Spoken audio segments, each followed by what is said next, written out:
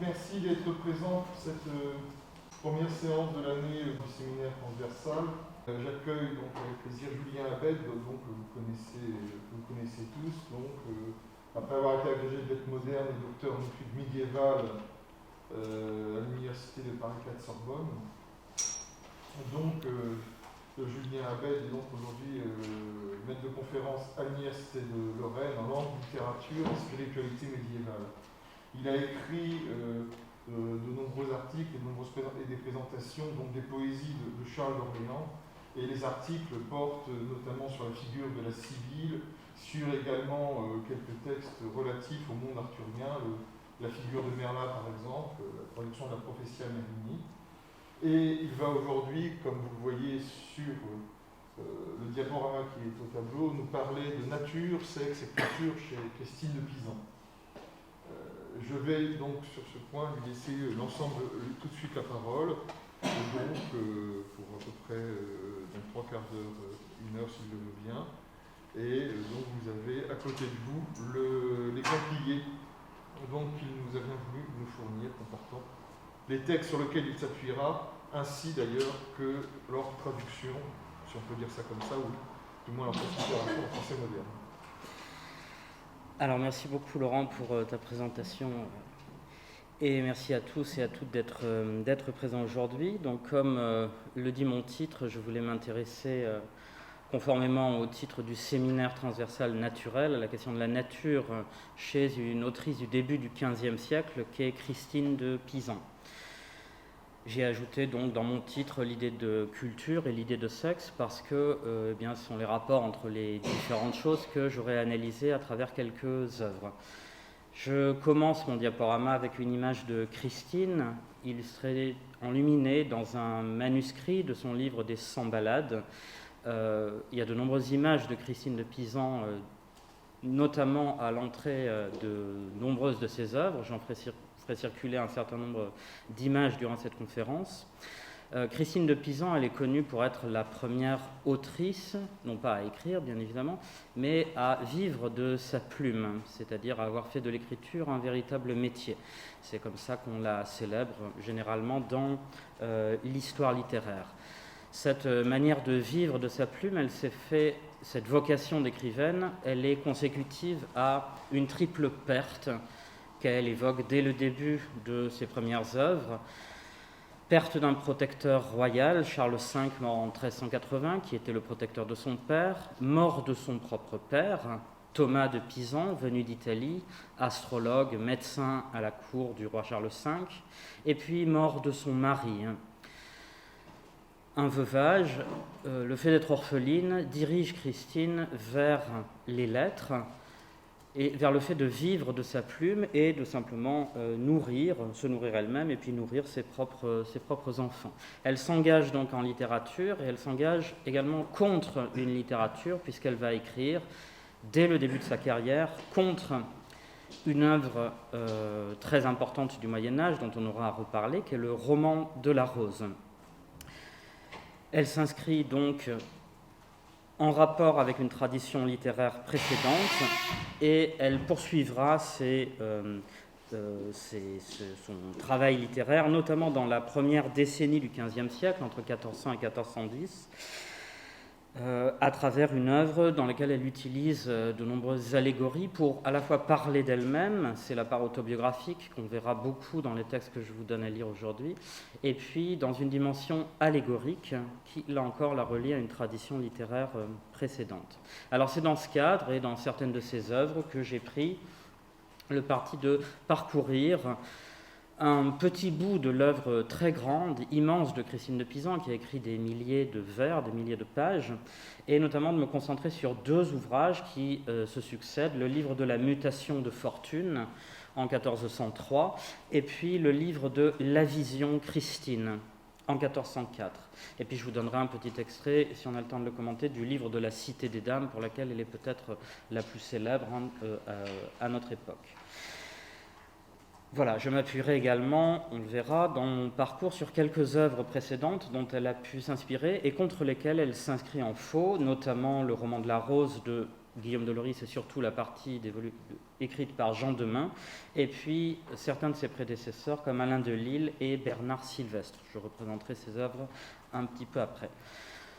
Mon plan se fera de la manière suivante. Comme il s'agit d'un parcours, je vais diviser ça non pas dans des parties rhétoriques, mais comme un récit en suivant des choses que Christine nous raconte à l'intérieur de ces 2 ou 3 œuvres du début du XVe siècle.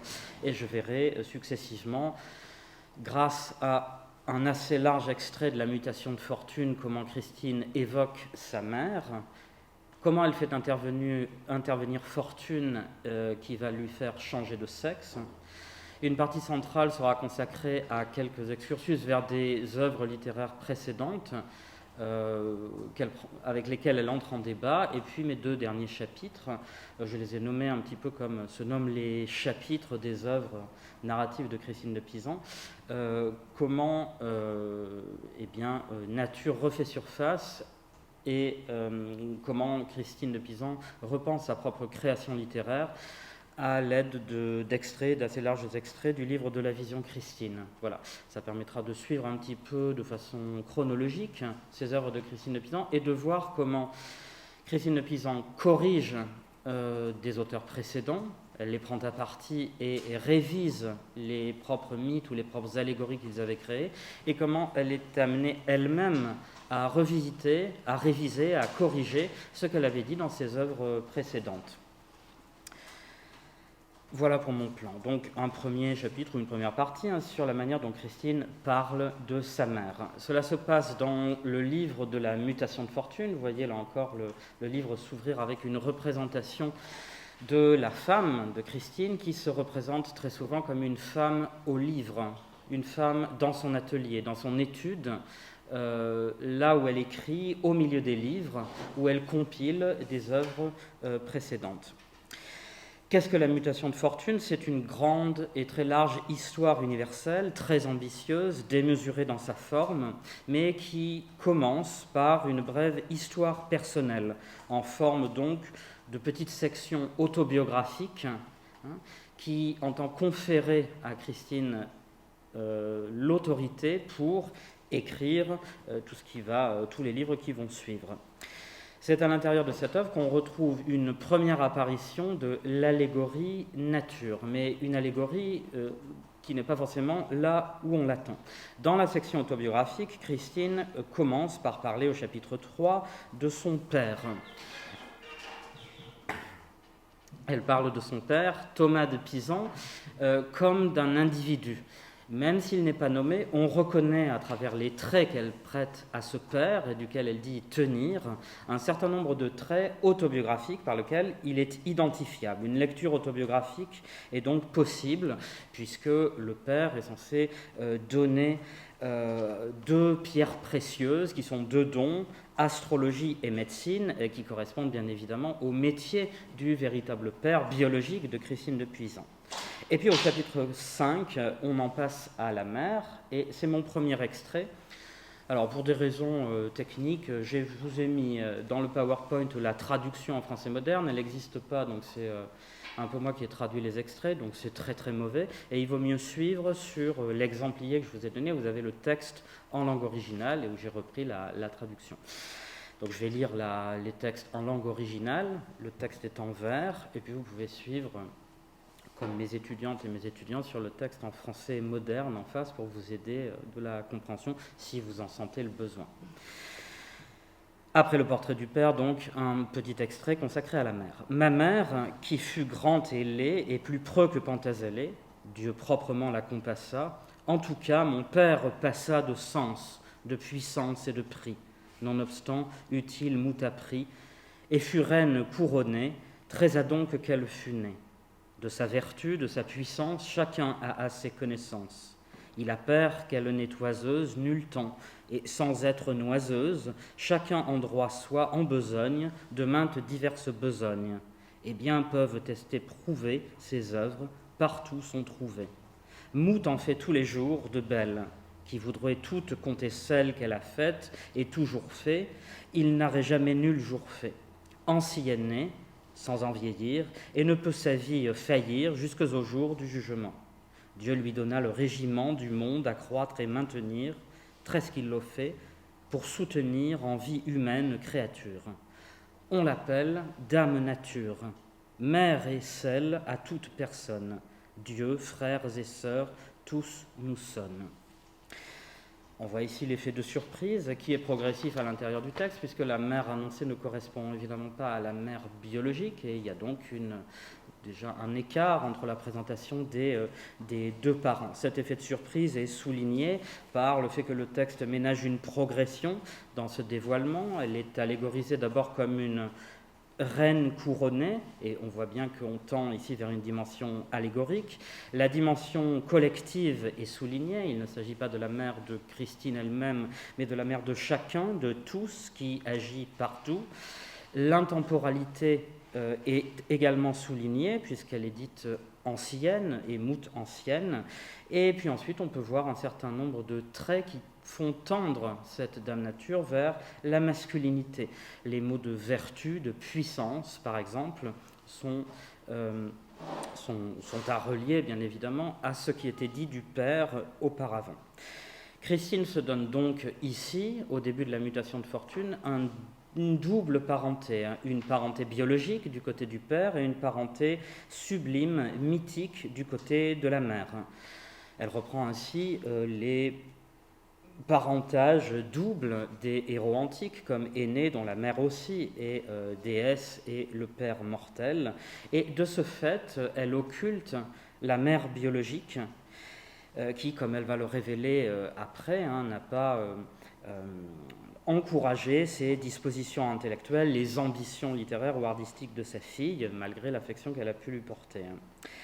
Pour se doter d'un parent féminin de même stature que son glorieux père, elle utilise donc, dans toute son œuvre, une série de mères, de mentors allégoriques qui ont parfois des fonctions de consolation, ces philosophies, ces dames raisons, qui sont repris à des œuvres de la littérature antique ou de la littérature médiévale, mais antérieure.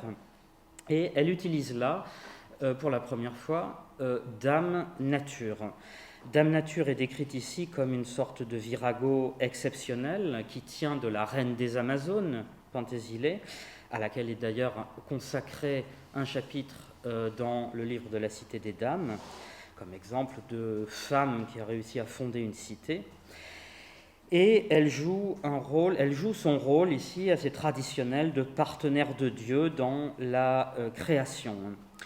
Cependant, ici, le travail de Nature est en partie, le travail créateur de Nature est en partie désexualisé et supprime des images traditionnelles qui sont attachées normalement à l'allégorie de Dame Nature. Ce qui est présenté ici, c'est une forme de maternité universelle qui est plus morale, spirituelle que véritablement biologique, comme le souligne la mention à la toute fin de ce texte du vers biblique qui renvoie à l'évangile de Matthieu et qui sert à élever le spirituel au rang de la famille naturelle. Voilà, on fait allusion à un verset, chapitre 3, verset 35 de l'évangile de Marc. Voilà, on compte donc de façon surprenante un écart entre la présentation du Père et la présentation de la Mère, et on voit comment, ce qui peut correspondre évidemment à une mentalité médiévale, le rôle de la mère biologique, de la mère comme individu, est tout à fait minoré et remplacé par une allégorie qui fait signe déjà vers une tradition littéraire antérieure. Cela sert à Christine de Pisan pour évoquer dans sa vocation intellectuelle, dans sa vocation littéraire, le rôle qu'ont pu avoir ses parents, puisque comme elle le soulignera plus tard, c'est un extrait, et c'est le second extrait que je vous ai donné, elle fait allusion au fait que son père avait désiré un fils qui aurait pu hériter de son savoir, mais qu'il n'en a pas été ainsi. Je cite les quelques vers que j'ai mis en gras ici dans le premier extrait. Il échoua donc dans son entreprise, car ma mère qui au pouvoir trop plus que lui, si vout avoir femelle à elle ressemblable, si fut née fille, sans fable, mais il tant fit pour lui ma mère, que de toutes choses mon père bien ressemblait, et proprement, force du sexe, tant seulement. Il y a certainement ici, on peut y lire tout à fait grossièrement, je pense, un désir de ressembler au père, d'obtenir sa richesse et son héritage intellectuel, et puis évidemment une minoration du rôle de la mère. Cela correspond ici à son large, son profond désir d'apprendre, dont elle entretient le lecteur dans la suite de son extrait. Ce qui est important ici à travers ces deux brefs extraits, ce que l'on peut voir, c'est que c'est bien nature qui a fait de l'enfant une fille, une femme, et nature n'est pas ici blâmée ou critiquée pour être responsable du genre. Christine de Pisan ne reprend pas ici beaucoup des arguments médiévaux selon lesquels la féminité est un défaut, comme on va le voir dans d'autres extraits plus tard. Une grande partie de l'œuvre de Christine de Pisan est là pour dénoncer l'injustice qui a éloigné les femmes des professions intellectuelles. Et si Christine voit le sexisme comme quelque chose de non naturel, il n'est pas simple, en revanche, de comprendre ce qui est naturel pour elle. Donc c'est là qu'il y aura à creuser évidemment la manière dont Christine de Pisan reprend cette allégorie nature, on va y venir, à Jean Demain et à Alain de Lille, parce que j'ai choisi de me pencher sur elle.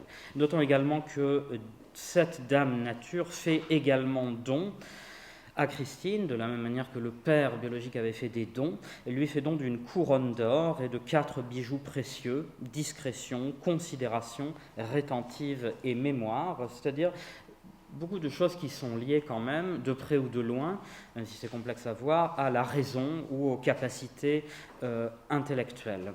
C'est Dieu qui fait, donc, selon ce texte, et puis nature qui donne, comme si elle voulait peut-être prévenir des objections théologiques.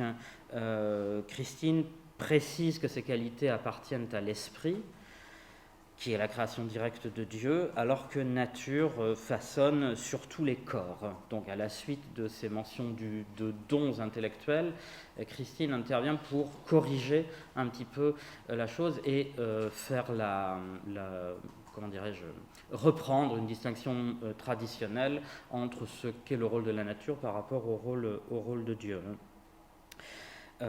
Ces dons donc donnent aux individus une réceptivité aux choses intellectuelles. Cela permet de distinguer les individus, de distinguer Christine peut-être d'autres individus, mais nature ne fait qu'apprêter le corps pour qu'il puisse recevoir ces dons. Donc c'est ce qui est dit dans ma citation suivante. Si est bien ma cause prouvée, que nature octroie ou nouvelle les biens de l'âme ouvrés au corps, selon les divers accords de l'instrument, si les avoués, combien que Dieu ou corps l'envoie.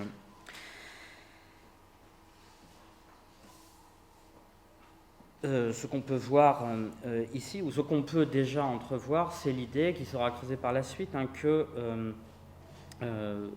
Christine en partie justifie les inégalités de dons du point de vue des individus, des dons entre les humains, mais elle dénie le fait que le genre en soit responsable. C'est une idée sur laquelle elle reviendra très souvent. La cause sera plutôt à trouver du côté donc, de ce que j'ai appelé la culture, de ce qu'elle nommera la coutume, plutôt que des intentions de nature. Les intentions de nature sont tordues par la coutume ou par la culture. Voilà, c'est ce que j'avais mis dans mes citations suivantes, mais j'essaie de passer un tout petit peu plus vite pour arriver à mon deuxième chapitre, qui concerne l'intervention de Fortune et la manière, c'est l'extrait le plus célèbre de ce livre de la mutation de Fortune, la manière dont Christine de Pisan, dans sa propre autobiographie, nous dit avoir changé de sexe. L'intervention de Fortune utilise une autre allégorie bien connue de la littérature médiévale, bien plus utilisée par Christine de Pisan elle-même, vu qu'il y a une très large tradition littéraire. et que l'on voit représenté ici justement dans le livre de la mutation de fortune dans un autre manuscrit conservé à Chantilly, et dans lequel on voit apparaître bien cette déesse double, cette déesse, cette créature ambiguë, entourée ici de Heur à gauche, personnage en vert, et puis Mézeur ou bien Malheur à droite, le paysan rusteau avec son gourdin qui est un petit peu ambigu.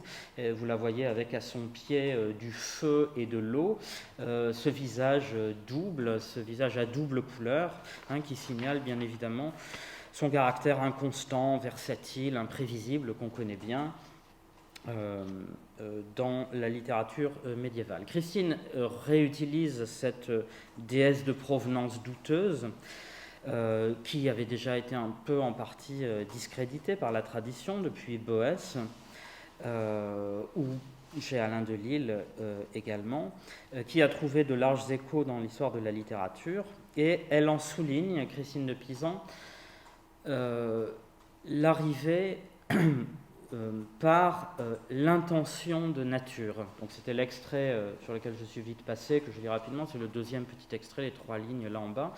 Ma mère nature, la très belle, me mit au service d'une dame de haute naissance qui lui était un peu liée, même si elle ne se ressemblait pas et qu'elle n'était pas taillée de la même étoffe.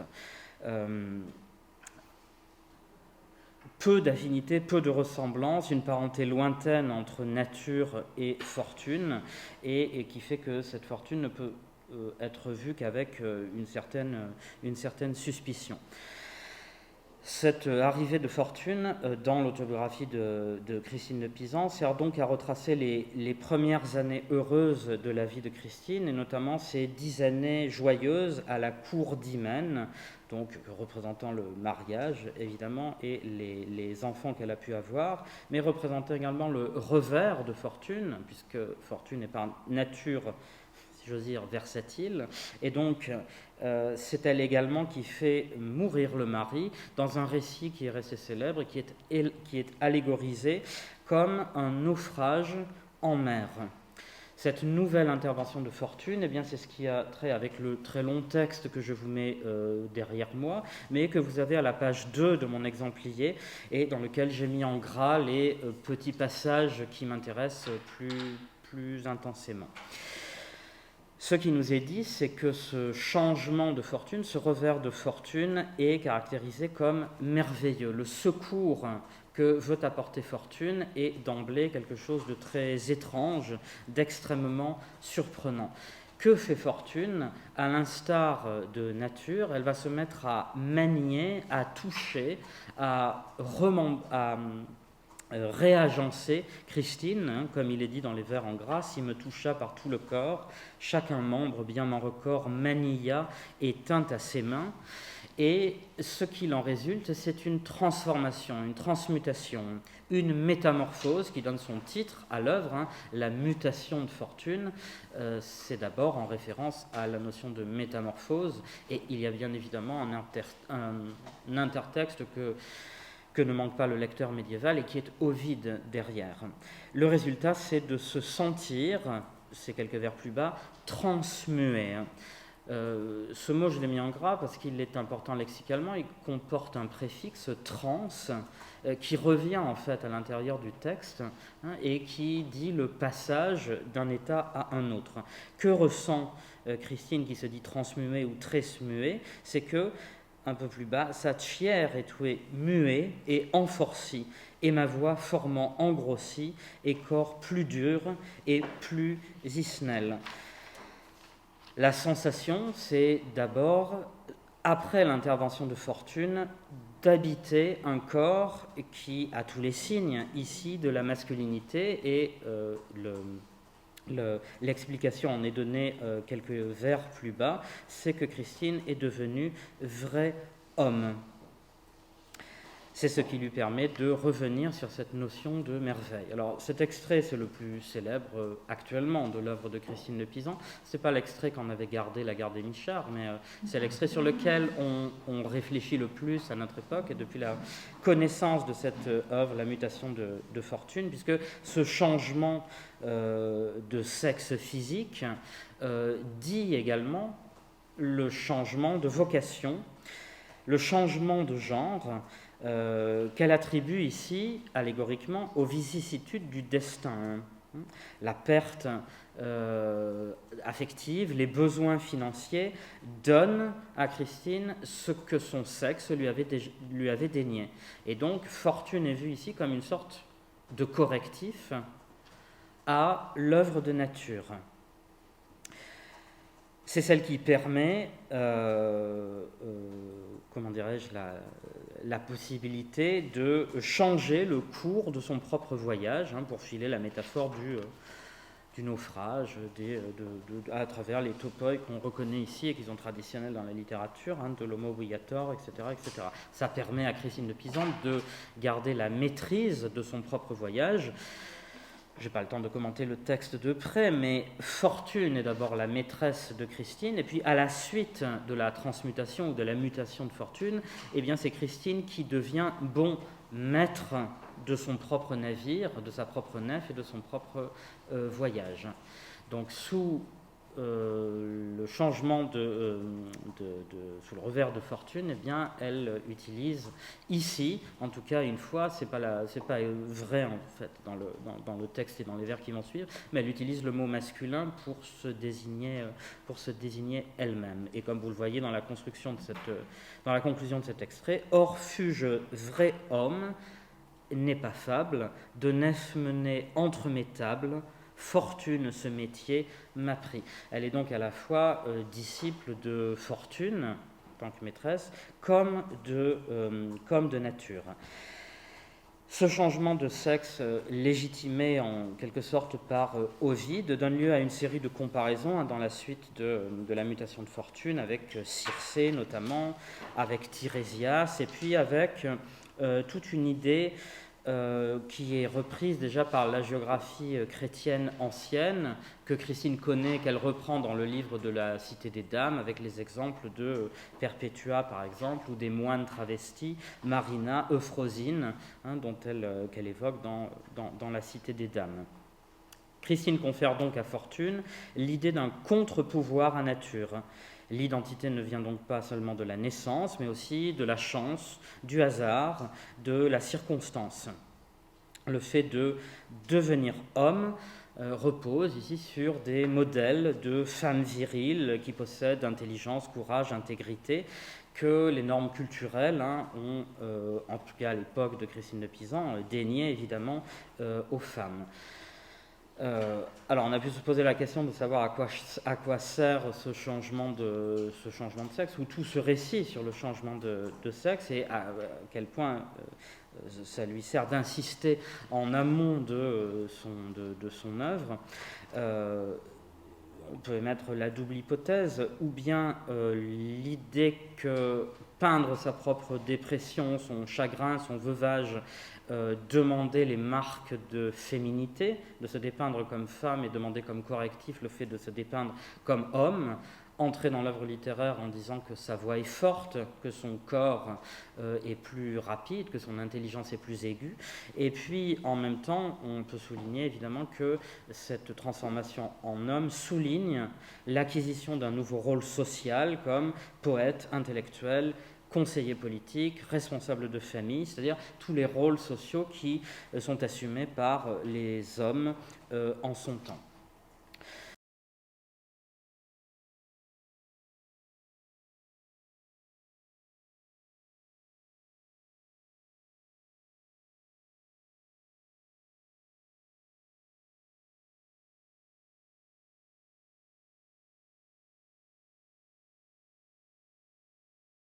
Cette manière de s'assumer comme homme, eh bien, elle le redit à l'intérieur de son œuvre, plusieurs chapitres plus loin. « Encore suis homme et ai été, j'ai bien la somme de plus 13 ans tous entiers. » Cette manière de se concevoir comme homme et d'avoir vécu une vie d'homme exprime le fait que Christine de Pisan ici hésite en quelque sorte entre une nostalgie pour son genre originel, elle parle toujours d'elle quand même dans son œuvre avec des adjectifs au féminin, et puis l'acquisition d'une persona, d'une figure virile pour être autorisée à prendre la plume. Voilà. Donc bref, dans ces extraits de la mutation de fortune, 1403, on voit comment nature entre dans un rapport complexe avec une autre allégorie très utilisée dans l'histoire de la littérature qui est fortune et qui sert donc de sorte de correctif à ce qu'a fait nature. Alors c'est le point sur lequel on aurait pu, mais j'ai peur de ne pas tellement en avoir de temps et j'aimerais rester un tout petit peu avec Christine de Pisan. Alors je passerai peut-être plus vite avec la manière d'entrer en débat avec des œuvres antérieures ici. Donc je vais aller plus vite et comme ça permettra de voir la vision de Christine et de terminer au moins. Puis si vous avez des questions, vous m'en reparlerez. Cette allégorie nature, Christine en fait un usage assez limité au fond dans son œuvre. Il y a de rares extraits, j'ai pu isoler les rares extraits où il en est question.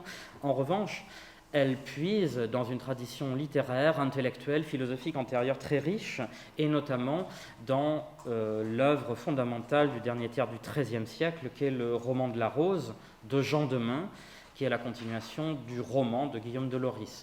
C'est d'abord contre cette œuvre que Christine écrit, et notamment contre certaines conclusions qui sont portées par l'intellectuel Jean Demain, qui ajoute en fait un roman courtois, allégorique, très aristocratique, relatant la conquête par un amant d'un bouton de rose, qui ajoute à ce roman courtois un très très long développement et de très longs discours par différentes allégories qui interviennent, dont les principales sont raison au début et puis nature à la fin. Un très long développement qui entend en gros démasquer les euphémismes courtois qui essaient de dire la réalité de ce que contenait le poème de Guillaume de Lorris, c'est-à-dire qui essaie de voir à travers ces images de la rose, la conquête de la rose, etc., le sens sexuel. Voilà, donc les deux allégories qu'il utilise le plus, même s'il y en a plein d'autres, ce sont raison, qu'il réutilise dans le cadre d'une vaste réflexion sur le langage, et nature à la fin de l'œuvre, avec Génius, qui sont deux personnages qui lui servent en gros à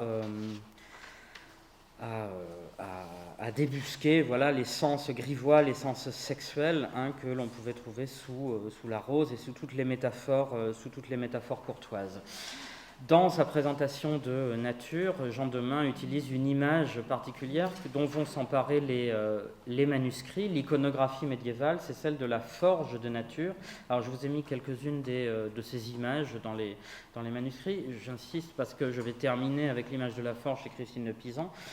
On voit ici que vous avez deux images extraites de manuscrits parisiens ici qui interviennent au moment où est décrit l'action de nature qui est présentée comme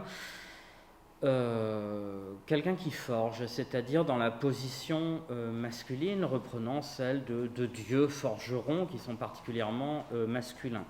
Alors vous en trouvez là deux présentations dans lesquelles on voit bien que l'allégorie est féminine, que le personnage est féminin, mais que les instruments qu'elle utilise donnent lieu à une représentation plutôt masculinisée, sur laquelle le texte donne beaucoup à penser. Vous en trouvez là deux plus précises, où nature à gauche forge les oiseaux, et donc avec le marteau, avec l'enclume.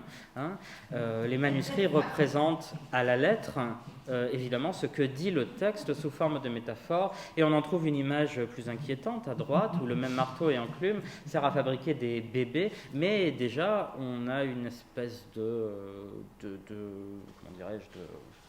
d'ambiguïté dans ce personnage de nature, puisqu'elle est censée défaire le travail de mort. Or ici il y a une proximité en fait dans la représentation.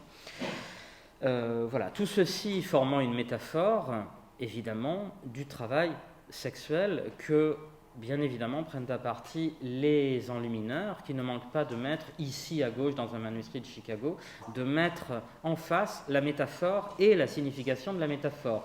Deux amants au lit, et puis nature qui forge un bébé, et donc il lève toujours son instrument sur le corps d'un bébé. Quant à l'image de droite, eh bien, elle ne garde plus du tout la métaphore, mais ne garde que le sens de la métaphore, et pourtant c'est toujours le même chapitre que l'on illustre. Puis je vous en avais donné deux autres où l'on voit plus proprement peut-être la proximité entre le travail de nature et le travail de mort. On voit cette figure qui peut paraître en partie inquiétante sur la page de gauche, et puis sur la page de droite où vous voyez à l'arrière-plan peut-être mort en train de détruire, et vous voyez que les gestes peuvent apparaître un peu comme équivalent. Voilà. Alors, je passe un tout petit peu plus vite là-dessus parce que le temps avance et que je n'aurai pas le temps de dire tout ce que j'avais à dire. Simplement pour ce qui me servira dans la suite des extraits.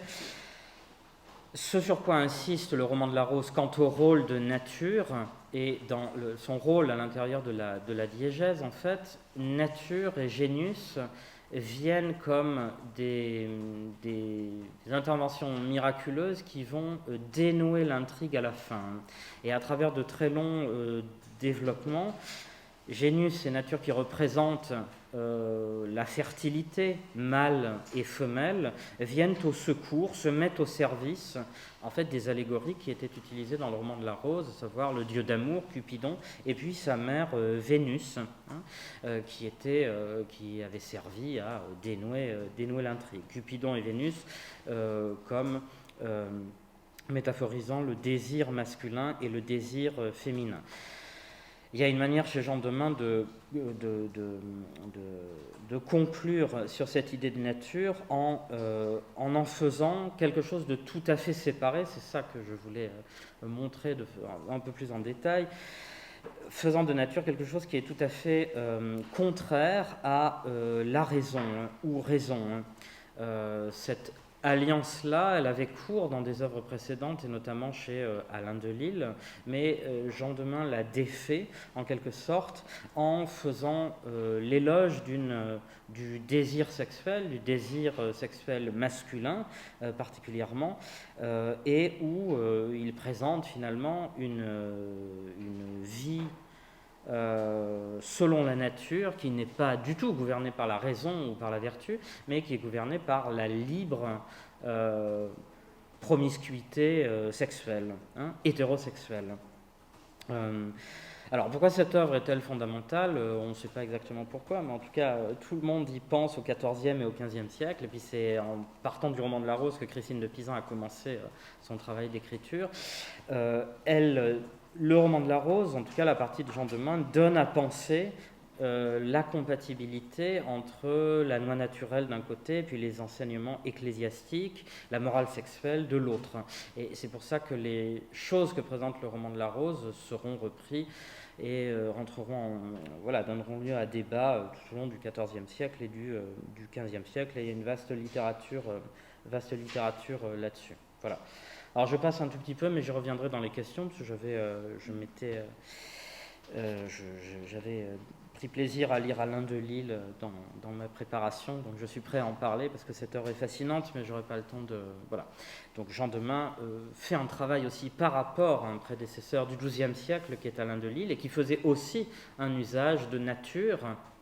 Raison n'intervenait pas dans le De Planctu Naturae, mais nature était liée à raison, et ça se faisait surtout, ça se faisait en partie avec une réflexion sur le langage. Voilà, donc s'il y a des questions, j'y reviendrai plus tard. Quant à cette manière de conclure le roman de la Rose avec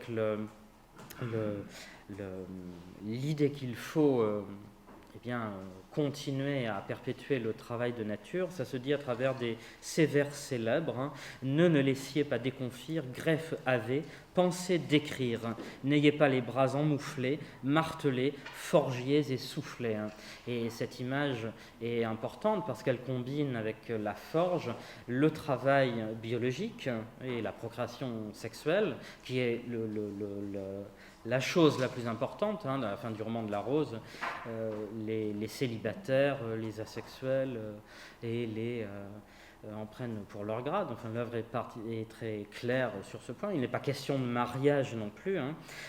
Et puis cette image de la forge donne déjà à penser un peu l'image de l'écriture, qui était aussi une métaphore qui existait chez Alain de Lille, hein, dans le De Planctu Naturae.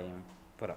Alors, je vais un peu plus vite et je poursuis avec mon petit chapitre 4 et j'en arrive à l'autre œuvre de Christine de Pisan dans laquelle nature intervient, mais pour quelque chose de tout à fait différent de ce qu'on a vu dans La Mutation de Fortune. C'est la deuxième œuvre qui est La Vision Christine.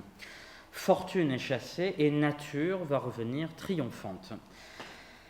Alors, cette œuvre qui est La Vision Christine, je vous ai donné les extraits, les 3 premiers chapitres en intégralité. Je vais les résumer ici et porter mon attention vers les mots que j'ai mis en gras, mais l'ensemble des extraits est tout à fait fascinant. La Vision Christine traite de choses en particulier politiques, hein, vers 1404 ou 1405, mais elle commence avec une utilisation de l'allégorie nature qui est tout à fait déconcertante, en s'inspirant d'ouvrages que vous connaissez, notamment la Divine Comédie de Dante, que Christine de Pisan connaît, puisqu'elle est d'origine italienne. Au milieu du pèlerinage de sa vie, nous dit-elle, c'est le début du chapitre 1, elle fait un rêve merveilleux dans lequel elle voit un être cosmique qui s'appelle Chaos. C'est tout l'objet du chapitre 1. Et puis, à ses côtés, une dame couronnée.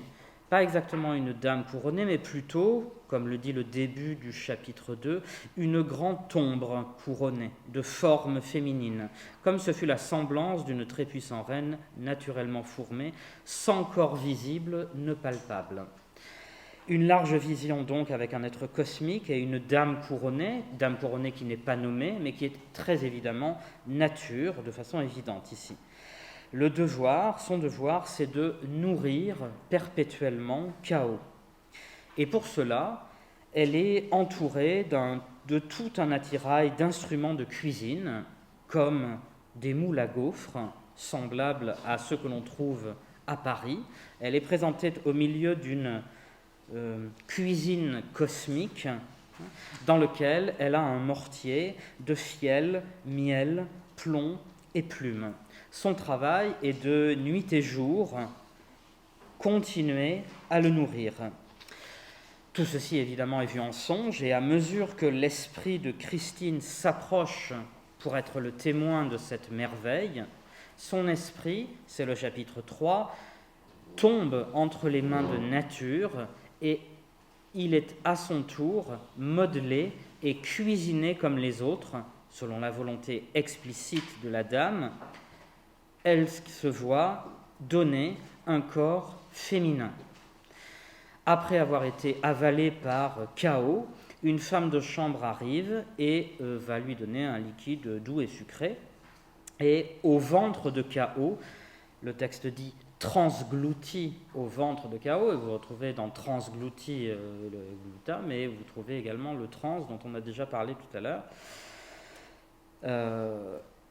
Elle mûrit et commence à apprendre au sujet de la diversité au sein du ventre de la figure, c'est-à-dire du monde.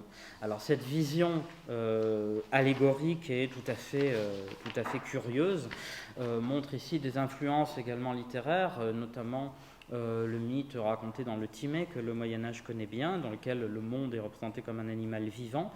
Mais comme je l'ai dit un peu en introduction, Christine corrige et revisite à chaque fois tous les mythes et toutes les allégories, et elle se tient souvent consciemment à l'écart de toutes les traditions. Donc même si elle connaît Platon, Bernard Sylvestre ou Jean Demain, elle déplace toujours les allégories pour redonner à penser. La première surprise, c'est le fait de la distribution du genre, c'est-à-dire que la figure masculine mythique de chaos, qui n'est pas du tout Dieu ici, hein. C'est une entité purement matérielle.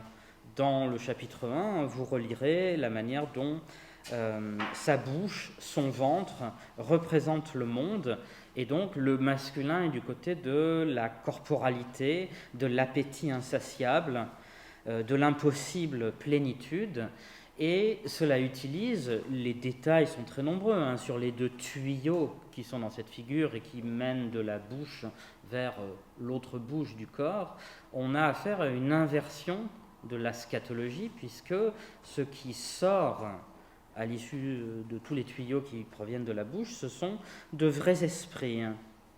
L'excrément de chaos, c'est l'esprit, hein, car seuls de vrais esprits peuvent quitter le système du monde au sein duquel la matière est toujours recyclée. Et puis, à l'inverse, nature devient progressivement incorporelle. Christine l'appelle ombre. Ça rappelle, hein, les créatures qu'on peut voir chez les esprits, chez Dante notamment.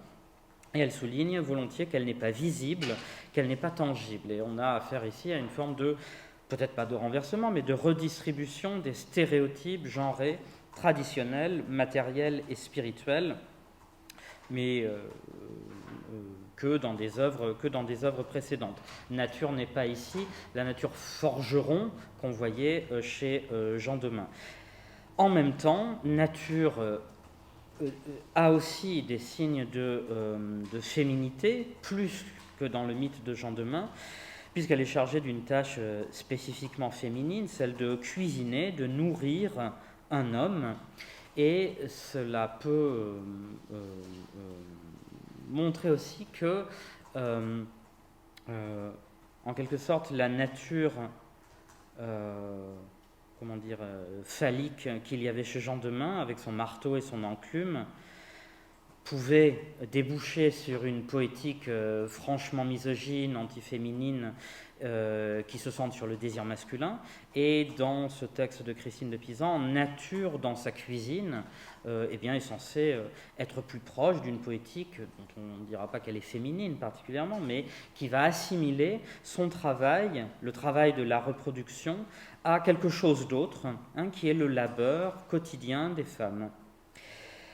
Encore une fois, à l'intérieur de ces textes, Christine met l'accent sur l'intentionnalité de nature dans le fait d'assigner un genre au corps. Donc c'est ce que dit la fin du chapitre 3, donc la fin de ce très large extrait. Mais comme le vous y ainsi celle qui la détrempe avait faite, à laquelle cause se tient, et non au moule, j'apportais sexe féminin. Donc, je fus doté d'un sexe féminin, non pas par la volonté, non pas par la forme du moule, par des accidents du moule, mais par la volonté explicite de nature. Donc Christine naît femelle, car nature le veut, et pas à cause d'une irrégularité de ces moules à gaufres, hein, qu'elle a décrit auparavant. J'ai oublié de dire que dans ces utilisations d'allégorie, chez Alain de Lille, chez Jean Demain, mais même chez Christine de Pisan, l'humour n'est pas loin en fait, hein, parce que ces traditions de littérature allégorique fait que ça donne à penser, mais qu'au fond, tous les éléments qui sont donnés peuvent peut-être pris. Ils donnent à penser, mais en même temps, ces métaphores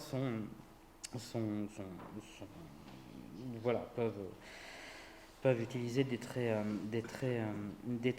d'humour. Voilà.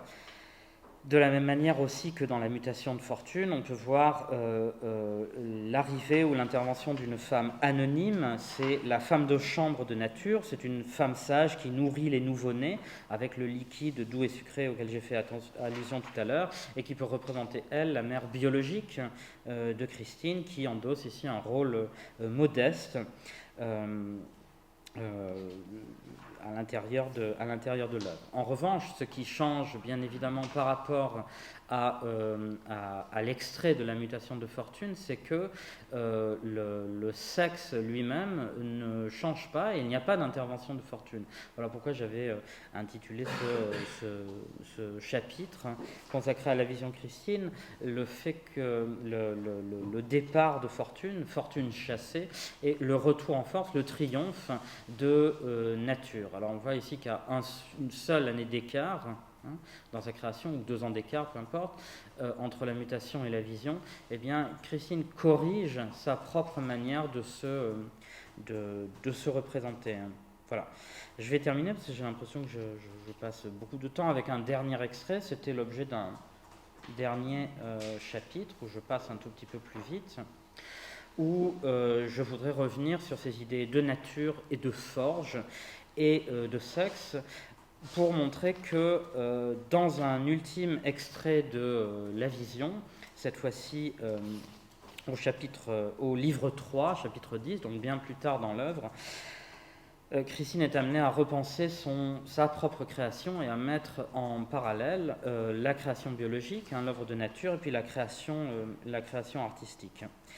Nature fait en effet une nouvelle apparition, brève, mais tout à fait significative, au moment où, dans un passage à nouveau autobiographique, Christine de Pisan passe en revue les étapes de sa carrière comme étudiante, comme écrivaine, et où elle approfondit son savoir poétique. Alors c'est le tout dernier extrait que je vous avais donné, dans lequel Nature fait un ultime discours à Christine au sujet de son apprentissage de la science de poésie. J'avais mis dans la première phrase de l'extrait, dans la première ligne de l'extrait, en gras les 3 mots qui se suivent, parce qu'ils sont tout à fait fascinants, et ils correspondent très exactement à une manière de penser la création littéraire dans la fin du Moyen-Âge: science, poésie et nature.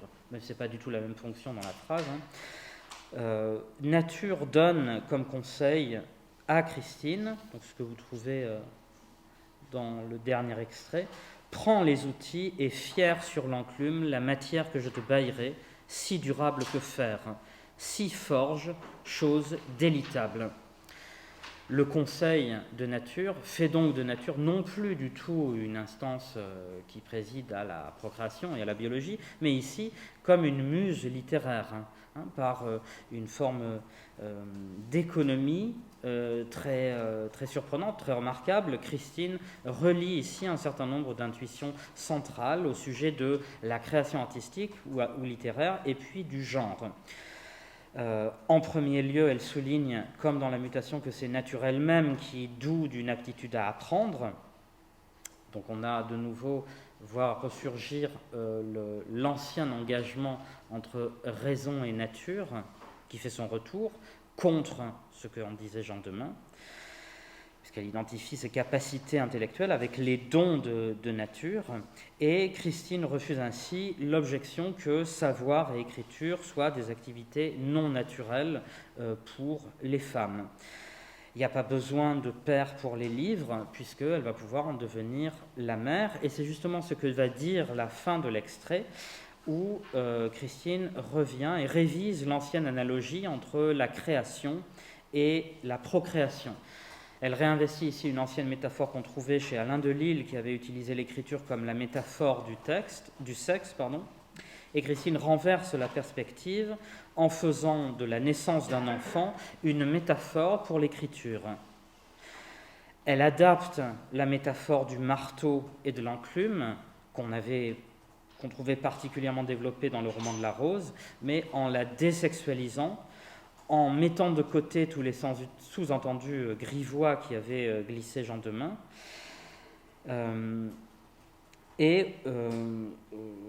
Christine, comme protégée de nature, comme élève de nature, va forger, vous voyez dans la fin du texte, quelque chose d'indestructible, de durable, pour atteindre une forme d'immortalité, et elle fera l'analogie, elle tissera l'analogie entre les volumes qu'elle écrit, le fruit de son travail, et puis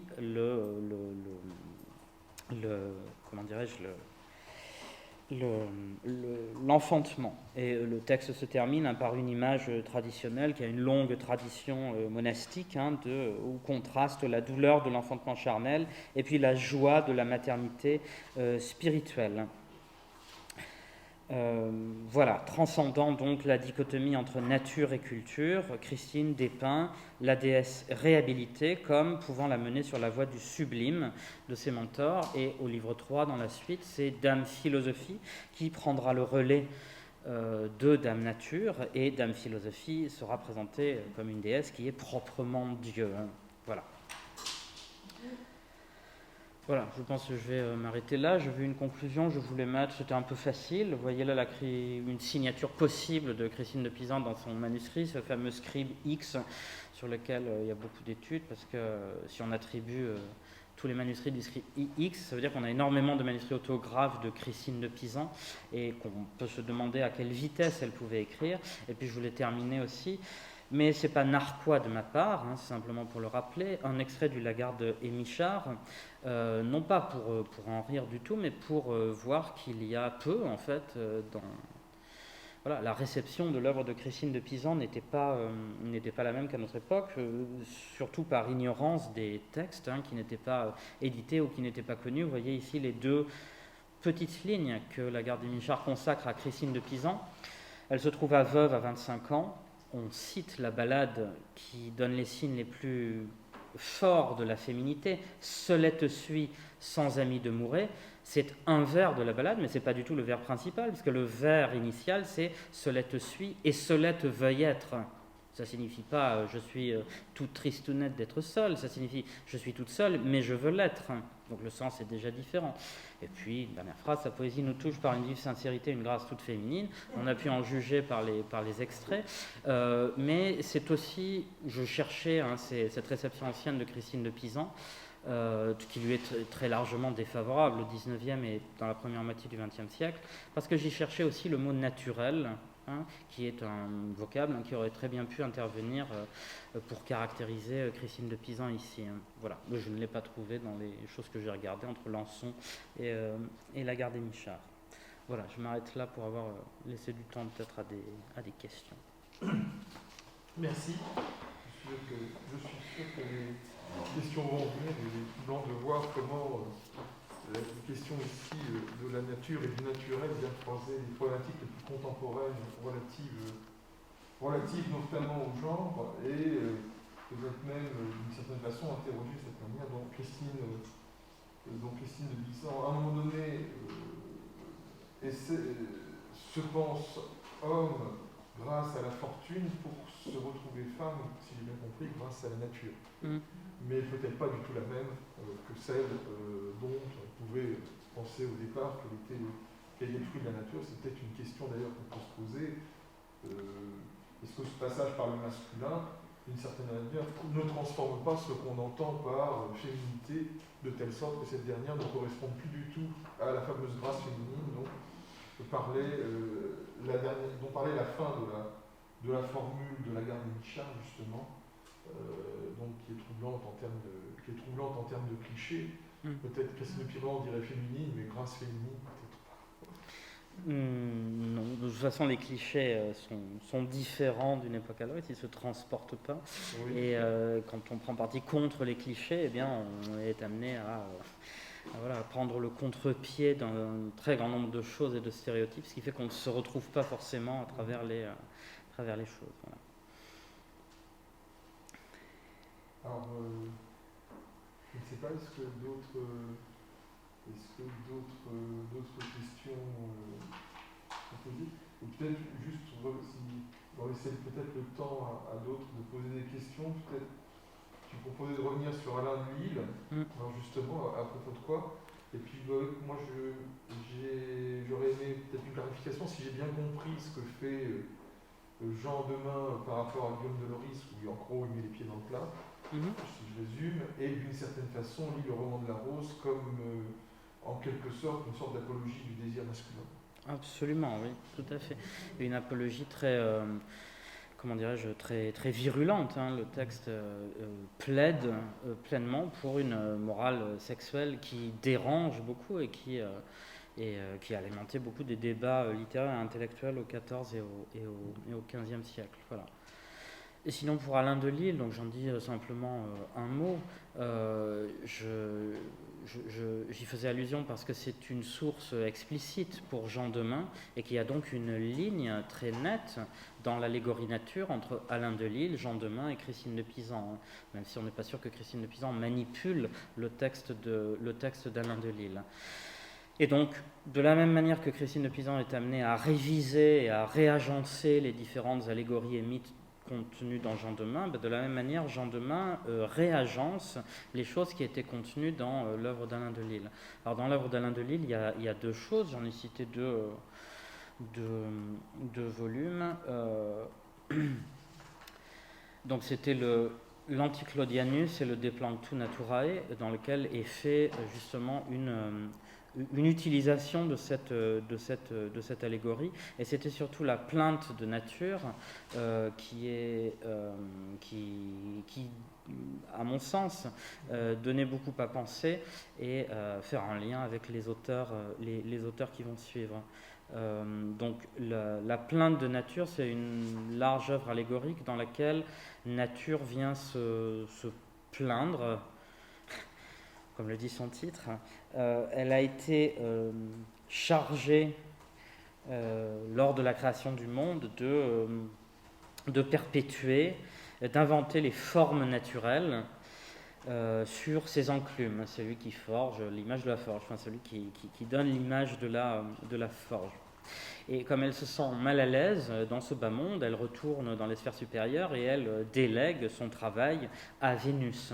Mais sauf que Vénus dénature toutes les choses, elle dénature l'œuvre de nature, elle contracte une mauvaise union et elle ne respecte pas, en gros, les règles que lui avait données nature. Alors qu'est-ce qu'il y a d'intéressant là-dedans? C'est que les règles que lui donne nature sont des règles fondées sur la grammaire.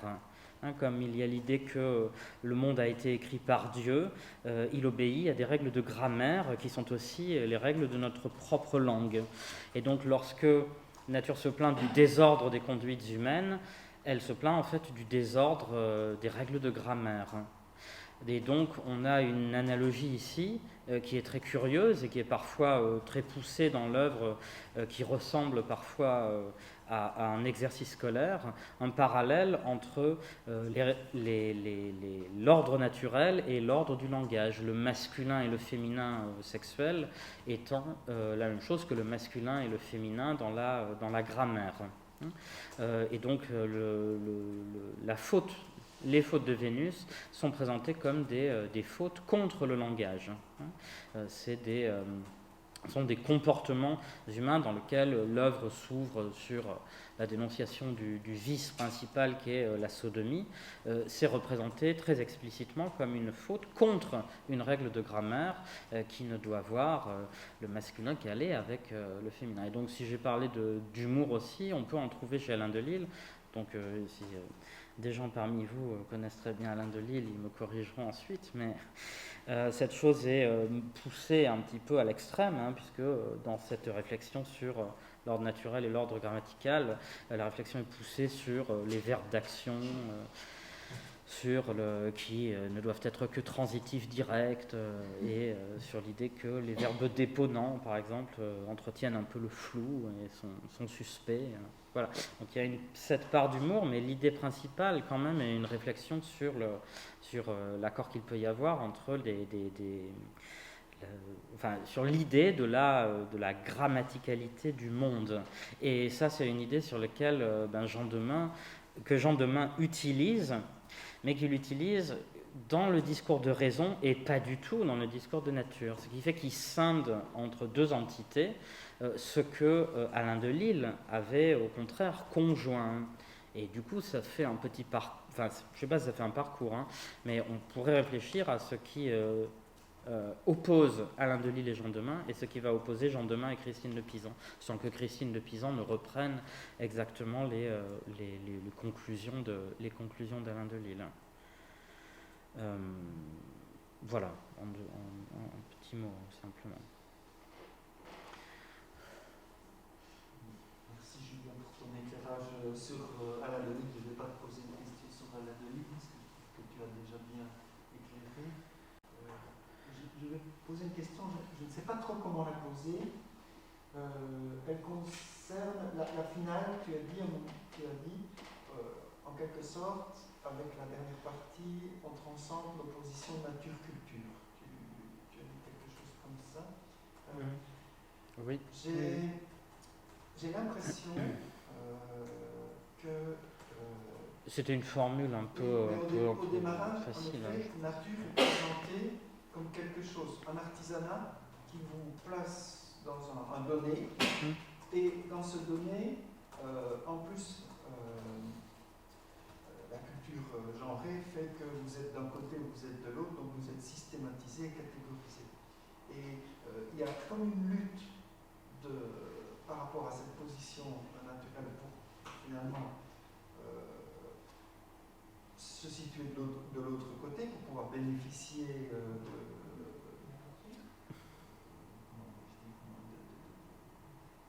du genre qui est justement qui a une forme de suprématie à qui tout peut lui être offert alors que l'autre non, d'une certaine manière. Mais petit à petit, chemin faisant, avec le retour à sa nature, ce qui est intéressant de voir, le fait qu'elle accepte que nature devienne que son travail littéraire soit justement production de nature. On dirait qu'il y a une sorte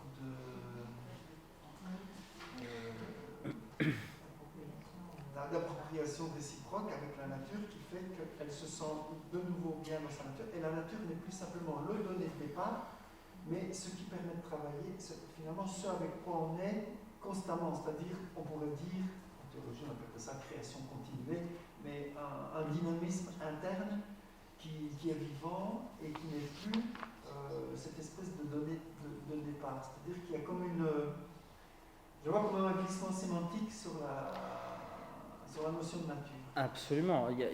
C'est pour ça que j'ai parlé de parcours de l'œuvre, c'est que ce que dit la mutation de fortune, c'est clairement pas du tout ce que dit la vision chrétienne. Donc elle n'agit pas ici en tant que je sais pas, philosophe construisant et ayant pensé quelque chose et qu'elle change tout à fait, puisque c'est une allégorie qui a une fonction à l'intérieur de récits allégoriques, et donc le sens n'est plus du tout le même. Et donc la nature telle qu'elle est présentée entre en confrontation avec fortune dans la mutation, alors que dans la vision chrétienne c'est tout à fait autre chose.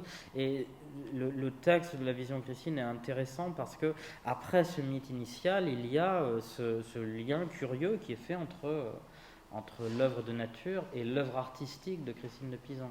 Et là-dessus, oui, comme tu l'as dit, avec tes mots, une forme de transposition entre ce qu'est très exactement ce que peut être le travail de nature, pas en tant que forgeron qui martèle des corps, mais en tant que celle qui nourrit le monde, qui nourrit Chaos.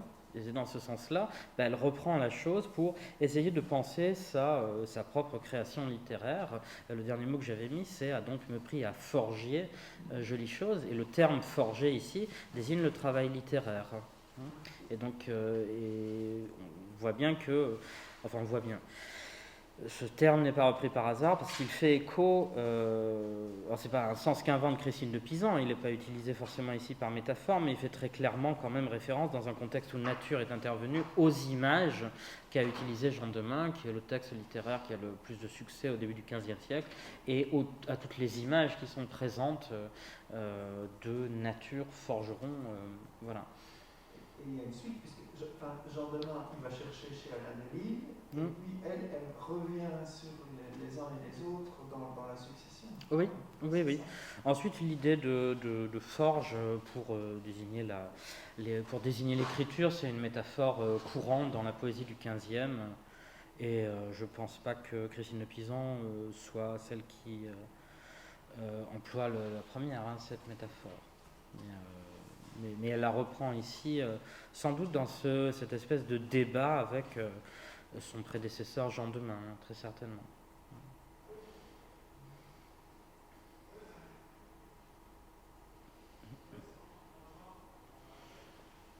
J'ai une question, c'est vraiment un détail, mais au tout début, de ton exposé, quand tu as présenté les enluminures représentant Christine de Pisan, tu as dit Christine se représentait elle-même. Oui. Alors c'est une question, elle avait, c'est elle qui a commandité les enluminures, ou alors les manuscrits qu'on a conservés sont des copies de manuscrits dont on sait qu'ils avaient été commandités par elle. Alors ça fait partie de ces auteurs et autrices de la fin du Moyen-Âge qui effectivement donc font des œuvres de commande, mais supervisent parfois la copie de leurs manuscrits et corrigent leurs propres œuvres. Donc je pense que oui, Christine a son mot à dire dans la confection de ces enluminures. Je ne connais pas du tout le détail, donc je ne saurais pas dire exactement cela, mais certains des manuscrits, disons, sont écrits, sont copiés, sont enluminés, etc., du temps de Christine de Pisan, au temps où elle est en vie, et au moment où elle peut voilà, donc il y a une correspondance que j'ai utilisée, elle se représente, c'est évidemment pas elle qui se dessine, mais il y a une correspondance entre ce qu'elle dit d'elle-même dans les textes, où elle se présente, au milieu des volumes, dans sa bibliothèque, dans son atelier, son étude. Donc il y a une forte insistance de se faire un portrait de soi comme femme au livre, et puis l'ensemble de ces très nombreuses enluminures, j'en ai encore d'autres dans la suite, là dans la Cité des Dames, ou bien là encore dans la Cité des Dames, vous voyez à gauche Christine avec des livres, et puis à droite Christine avec les pierres dont elle va bâtir la Cité des Dames. L'un est exactement la même chose que l'autre.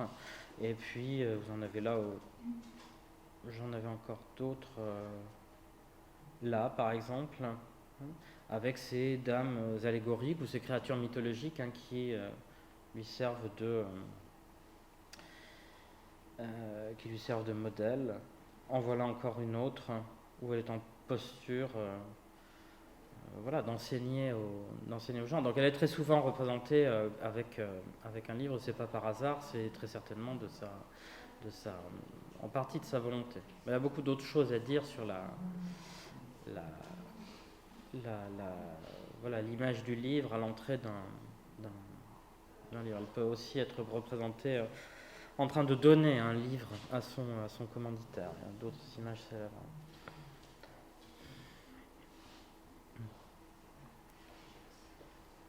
Maintenant, l'idée, est-ce qu'elle a vécu de l'héritage de son père et de son mari, ou est-ce qu'elle a véritablement gagné sa vie par son travail littéraire? Oui. Elle fait des œuvres de commande, et donc c'est bien pour ça qu'elle écrit énormément et qu'elle gagne sa vie comme ça. Les éditeurs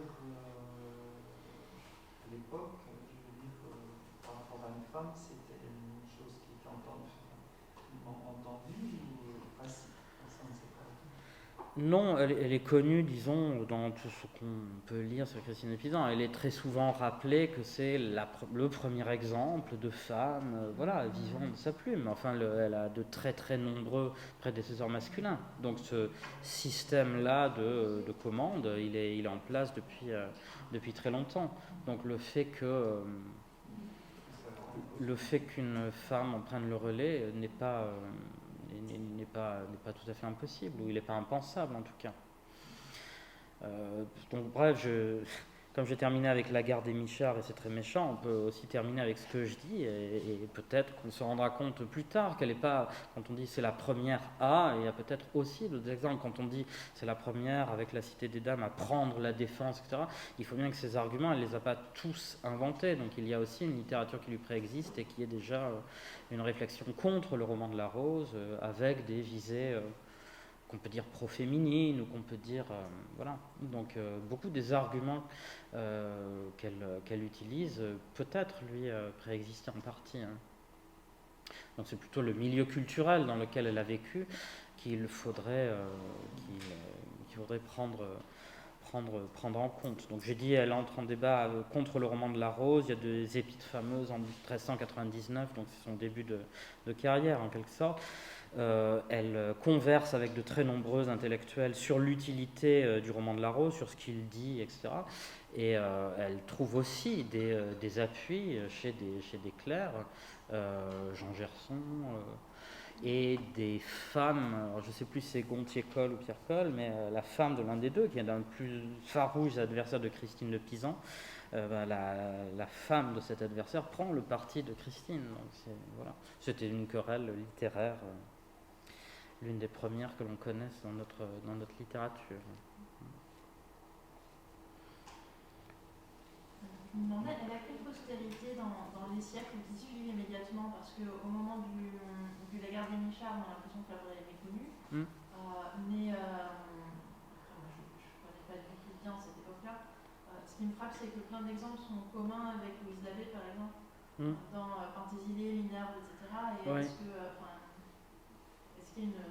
est-ce que c'est des écrivaines que Louise Dabbé écrit elle-même, c'est-à-dire ou pas, qui puisent dans un répertoire commun, ou est-ce qu'il y a une espèce de continuité? Il y a une continuité du point de vue de cette tradition littéraire entre la fin du Moyen-Âge et puis le XVIe. Si on prend ce qu'est le livre de la Cité des Dames, c'est aussi une manière de reprendre un ouvrage de Boccace et d'en transformer le sens. Et donc ça donne lieu à une très très grande, à une lignée d'un quasi-genre littéraire, c'est pas vraiment un genre littéraire, mais qui sont les catalogues de femmes illustres. Donc ça dure jusqu'à la fin, jusqu'au milieu XVIe, voilà. Donc c'est ça qui fait qu'on met en lien des exemples féminins de la mythologie, qu'on va donner par exemple par rapport au thème des 9 preux, son pendant féminin avec un thème des 9 preuses. Et donc il y a quelque chose aussi qui fait...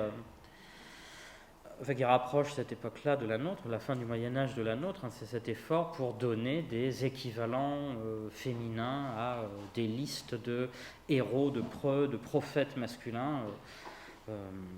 Voilà. Et quant à la réception de Christine de Pisan, alors elle est immense de son temps.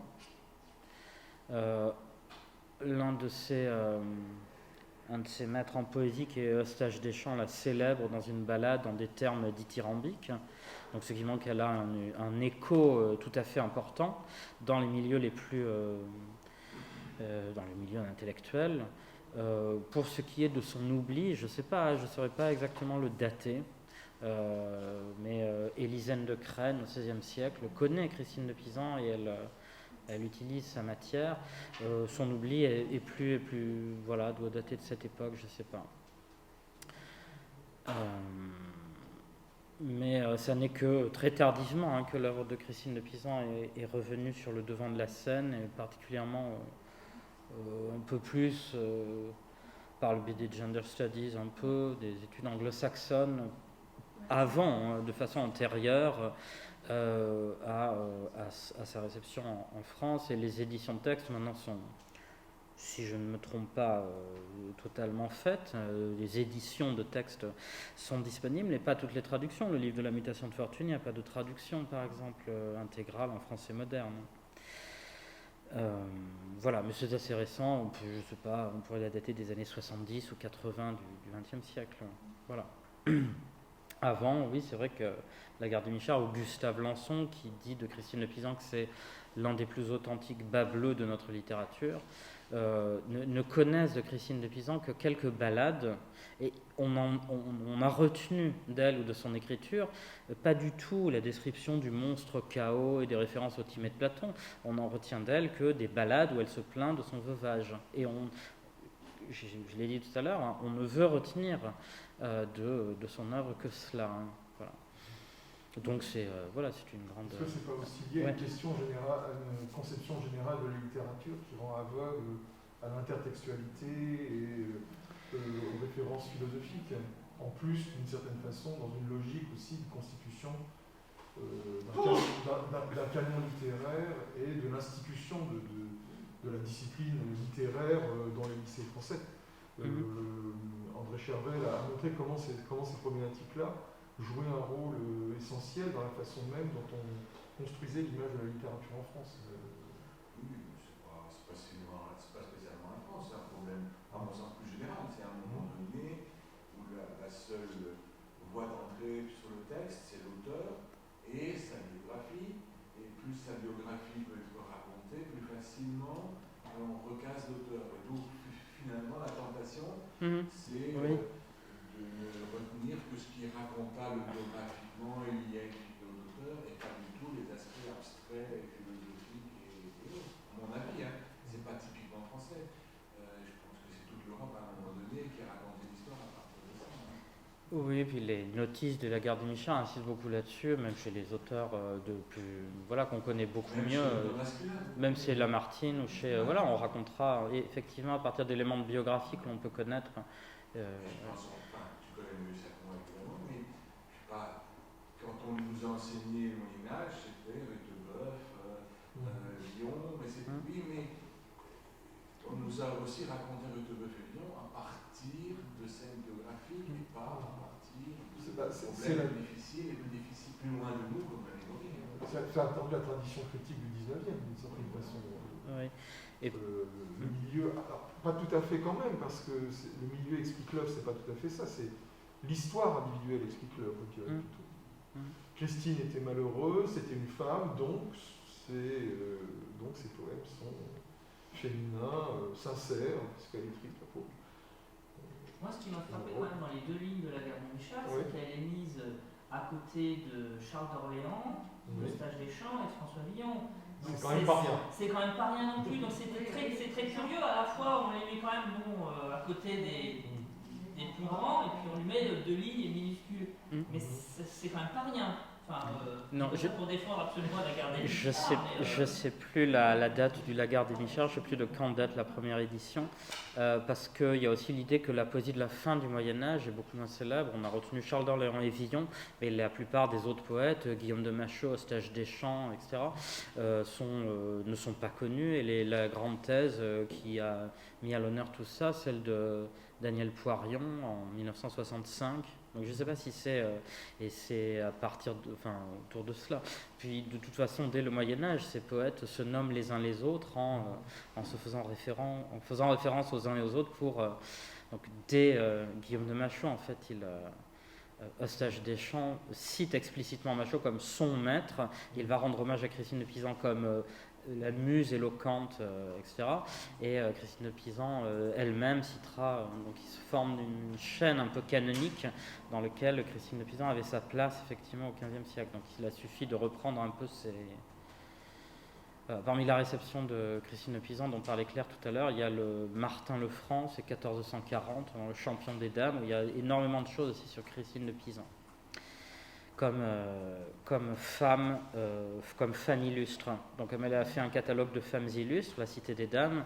Un des écrivains qui lui est postérieur fait un catalogue encore plus gros dans lequel il inclut Christine de Pisan dans son catalogue.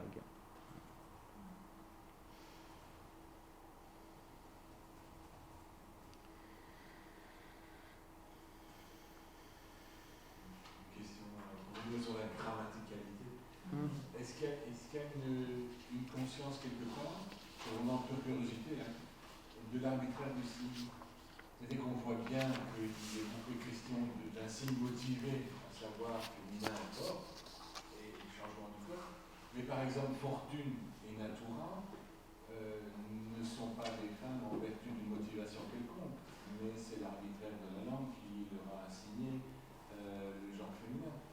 Et donc, c'est comme le soleil et la lune, le cas classique.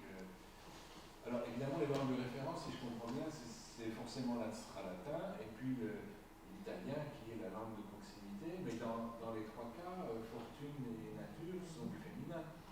Donc, voilà, je m'interroge sur est-ce qu'il y a une position de recul par rapport à ça parce que c'est pas évident. D'où évidemment on se cogne un petit peu l'imaginaire et ça fait rire parce que forgeron pour nous, et forgeron c'est masculin et on a ça parce qu'on voit le forgeron avec des gros bras et un gros marteau et on suppose, voilà, il y a tout un imaginaire.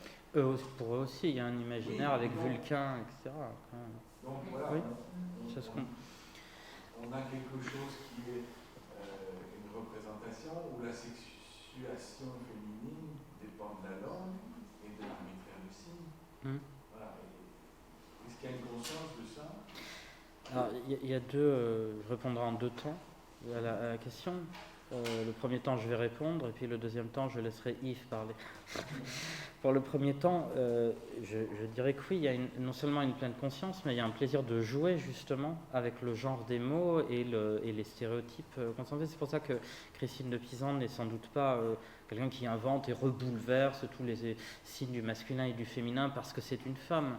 Mais dans le roman de La Rose, il y a plusieurs allégories, comme on pense à Malbouche par exemple, figure de la médisance, et qui est une allégorie reprise au XIVe et XVe siècle. Et c'est féminin et c'est masculin en même temps, parce qu'il y a mâle bouge dedans. Il y a la figure d'art, dont j'ai pas du tout parlé, mais qui intervient aussi dans le roman de la Rose. Et le mot art est plutôt féminin en ancien français. Et donc, dans le texte, donc, quand je dis qu'il y a un jeu, c'est que le texte va utiliser le féminin, par exemple. Dans la traduction en français moderne, on va traduire par un masculin, sinon on ne comprend plus rien. Si on regarde une enluminure, il y aura aussi du masculin, parce que voilà, donc il y a des jeux qui sont, à mon sens, tout à fait conscients, et il y a des réflexions qui sont faites sur le rapport entre le genre voilà, grammatical de l'allégorie et puis ce que ça représente et la manière dont on peut le représenter. Ça se situe dans un cadre plus large de ce qu'est l'allégorie médiévale, pour qu'elle fonctionne et qu'elle soit agissante. Enfin, c'est compliqué.